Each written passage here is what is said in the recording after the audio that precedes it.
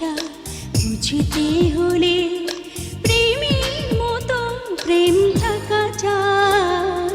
চোখ যে মনে কথা বলে,